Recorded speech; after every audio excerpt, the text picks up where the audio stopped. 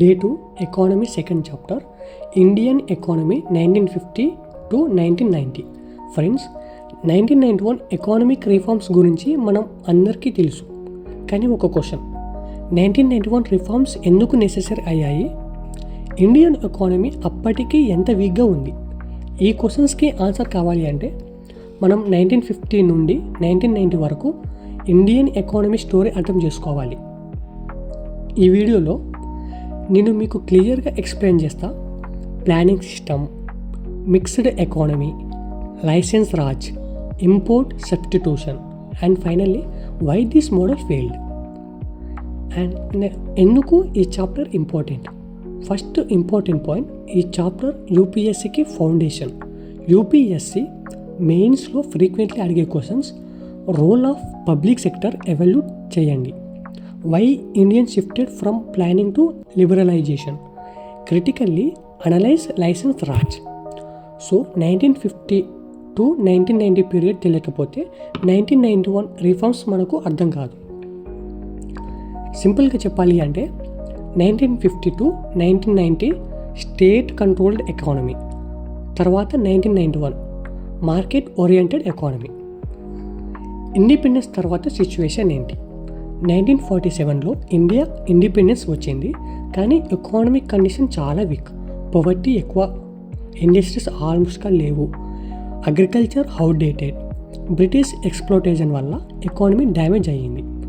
అప్పుడు leadership under Jawaharlal Nehru decide చేసింది, market మీద వదిలేస్తే ఇండియా డెవలప్ అవ్వదు, గవర్నమెంట్ స్ట్రాంగ్గా ఇంటర్వెన్ కావాలి.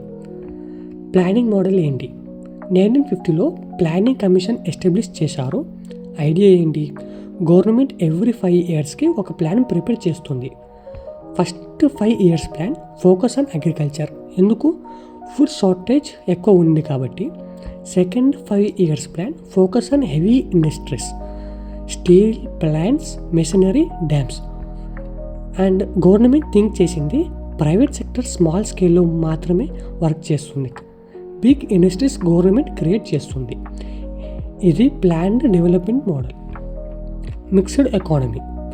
ఇండియా కంప్లీట్ క్యాపిటలిజం ఫాలో చేయలేదు, కంప్లీట్ సోషలిజం కూడా కాదు. ఇండియా చూస్ చేసింది మిక్స్డ్ ఎకానమీ. దాని meaning railways only government, steel government, small industries private. దీని objective economic growth, social justice. Licence Raj అంటే ఏంటి? సపోజ్ నువ్వు ఫ్యాక్టరీ స్టార్ట్ చేయాలి అనుకుంటే గవర్నమెంట్ నుండి లైసెన్స్ కంపల్సరీగా ఉండాలి, ప్రొడక్షన్ క్వాంటిటీ ఫిక్స్గా ఉండాలి, ఎక్స్పాండ్ అవ్వాలి అంటే పర్మిషన్ కూడా ఉండాలి. దీన్నే మనం లైసెన్స్ రాజ్ సిస్టమ్ అని అంటారు. దీని ప్రాబ్లమ్స్ కరప్షన్, డిలేస్, ఇన్నోవేషన్స్లో కాంపిటీషన్ లేదు, అండ్ ఇండస్ట్రీస్ ఫాస్ట్గా గ్రో కాలేదు.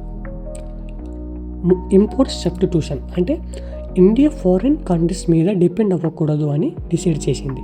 So high import taxes, domestic industries protection. ఇది షార్ట్ టర్మ్లో గుడ్, కానీ లాంగ్ టర్మ్లో కాంపిటీషన్ లేదు, క్వాలిటీ ఇంప్రూవ్ కాలేదు, గ్లోబల్ స్టాండర్డ్స్ రీచ్ కాలేదు. దీనివల్ల ఏం జరిగింది? What went wrong? 1950 టు 1990 పీరియడ్లో GDP growth only 3 to 4%, poverty reduce slow, public sector losses, fiscal deficit increase అయింది. ఫైనల్లీ 1991లో ఫారెన్ ఎక్స్చేంజ్ రిజర్వ్స్ ఆల్మోస్ట్గా ఫినిష్, ఎకానమిక్ క్రైసిస్ స్టార్ట్ అయ్యాయి. So lastly conclusion, 1950 to 1990 period ఇండియాకి స్ట్రాంగ్ ఫౌండేషన్ క్రియేట్ చేసింది, heavy industries establish చేసింది, కానీ excessive control వల్ల efficiency తగ్గింది. అదే రీజన్ 1991 రిఫార్మ్స్ కంపల్సరీ అయ్యింది. At last, if you want to understand modern Indian economy, first understand 1950 to 1990 story మనం తెలుసుకోవాలి. Thank you.